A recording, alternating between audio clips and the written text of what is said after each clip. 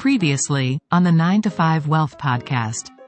NVIDIA was trending, and I saw that Unusual Whale published a tweet saying that Nancy Pelosi bought 5 million worth of NVIDIA calls. NVIDIA is like at all-time high, man. Why will someone be buying a call at this point? GPT-4 is a bigger model. So a bigger model requires more powerful GPUs. And the difficulty is that the availability of those GPUs is very limited. Google has billions of queries every day. If OpenAI was to do the same, the bills that Microsoft will have to charge them will be crazy. So their service basically cannot support many people using their services over a certain threshold. So that actually tells you about the scarcity of GPUs right now. Yeah. But do you think this is going to change in the future, though? Because if this doesn't change, how will the stock grow? I mean, how will the company gain more value if, this is still the same? Well, they are doing a lot of things. The company can grow. I think a couple of weeks ago, they announced that they are going to move into the production of CPUs as well. So this is a pretty big strategic move for NVIDIA. Intel has long been the dominant player in personal computer processors. You'll remember back in the PC era, it was essentially the trio of Intel, Microsoft, and Dell that really dominated this market. Intel was by far the most powerful company in the world. Since then, things have changed a lot. Of course, we do most of our computing over smartphones now. Intel tried to get into the chips for smartphones, but it was never very successful at that, in part because its chips use so much power, it would kill the batteries quite quickly. Now what we're seeing is NVIDIA, which is a leader in graphics chips and AI chips, is moving into the personal computer space that Intel has dominated so long. NVIDIA is trying to use ARM chips to be able to move into that space. They're developing these new chips. They're aiming to get something on the market in 2025. This would run on Windows, the Windows operating system, just like the Intel chips today. So it's a pretty big strategic threat for Intel. Okay. So they are, again, diversifying their business. So in terms of like competition, for example, right, in the future, can't ARM try to compete with NVIDIA because they can decide to go into, I don't know, GPUs or just to kind of change their design or up their design to kind of go, through there as well? Is that something possible? I'm just trying to think of, any risk for NVIDIA. I don't think about that. I don't think that's the way they want to run their business. So you have to think of the relationship between ARM and all these companies as very like friendly a friendly relationship. Yeah. Right? Just think of ARM as their architects, right? ARM will give you a blueprint, and you take that blueprint. You can add like a couch here. You can add like a window here, and you go and build your house. That's basically ARM. ARM is the architect, and every other company is a civil engineer that is going to build a house. So that's the relationship. ARM is not in the business of building houses. It's in the business of designing blueprints. Yeah, I mean, this whole thing really sounds very, very bad for Intel, right? Intel seems like the one that's losing on all fronts regarding this whole thing. Unfortunately, it does not look good for Intel. And I saw some people on the internet claiming that Intel is going to do well because they are building these GPUs to compete with NVIDIA. So Intel is launching their own AI GPUs, right? One of them is the Gaudi 2 and Gaudi 3, I think. And even those are not performing as well as the NVIDIA H100 that are mostly used for these AI models. So Intel is kind of losing on all fronts because already they are losing the Apple partnership. They used to ship all these CPUs with all the Apple computers, right? Now they are losing that because Apple is moving away from x86 architecture to ARM architecture.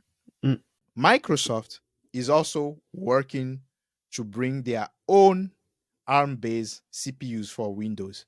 Okay. So it's not going to be Intel anymore. That's what is going to happen. Wow, that's big. That's big. That's very big. Wow. And it's not just Microsoft. AMD. AMD is also working on their own ARM CPUs. And last but not least, Qualcomm is also working on AI chips and ARM CPUs. that will compete with the M1, M2, M3 CPUs. Okay. Okay. I mean, it seems like one company is going upward and one is just crashing. One is Right, just crashing. I right. mean, Man, hmm, Intel is not looking good for Intel, basically. okay. Do you know of anyone that works at Intel? No, unfortunately. Okay, that's cool. I mean, regarding the company, right? Everything Right, can be rosy. For Nvidia, we talk about a lot of good stuff, regarding their positioning, regarding the supply chain, regarding the demand that's very, very high as well. But I believe there are, some geopolitical issues, especially regarding TMSC, the fact that they are based in Taiwan. right. And I believe those will have like a big impact on the company's valuation in the future and their stock price as well. On your side, right, you are closer to those things since you are in the tech industry. I mean, what's your thought on that? And When I saw that tweet about the option trade that Nancy Pelosi did, my mind went like, with all this problem that NVIDIA and TSMC are having, why will you buy NVIDIA at these prices, right? And this is the other side of the trade. but what do you mean by all the problems? Is that the fact that they can't align their production to the demand? Is that a problem that you are talking about? Or you No, more referring to the kind of Chinese thing? yeah. So Congress has passed a law that NVIDIA cannot sell their chips or their GPUs to China. Why is that? Well, so there is this fear that China is going to invade Taiwan. Okay. Oh yeah. Hmm. That's one thing. So Hmm. that's already a bad relationship between the United States and China. Two, one of the biggest chip manufacturers in the world is TSMC and is located in Taiwan. So if anything happens, and let's say TSMC shuts down and it can't produce any more chips, we are not just even talking about NVIDIA at this point. We are talking about AWS, Apple, Amazon. You are talking about your iPhone and your Mac. That's basically what is going to happen, where all these things will become scarce, basically, because the chips cannot be made. So the US is doing everything to make sure that TSMC can move some of their production factories over to the US. Hmm. And there is also the AI battle, right? The AI battle is like an arm race where this country is trying to make most of the innovation on their side and use it to their advantage. Because AI can be used in many applications, like war, for Yeah, example, army like defense. right, Yeah. defense, arm development, espionage, right? Hmm. So you have to consider all those things. Like, for example, in China, if you commit a crime, because they have cameras everywhere, they can know exactly where you are and they can prevent you from going from one area to the other just because you have violated a red light or something like that. Yeah, I mean, That's all AI. yeah, I can testify to that because, You used to live there, right? yeah, I live there, and we had camera right now at dorms. Like There you the go. corridors, like of the dorms, had cameras. Right. It's crazy. Everything like cameras everywhere. I even heard that when you get down from the plane and you are trying to check out of the airport, they already know who you are Yeah, just by scanning your cam- face. cameras They already everywhere. have the whole information. And that is all AI. So China has been using AI for a while now. But if you were the US, right, would you want China to be way ahead of you in AI development? Yeah. I wouldn't. Yeah, hell no. Say like hell no. Right. USA.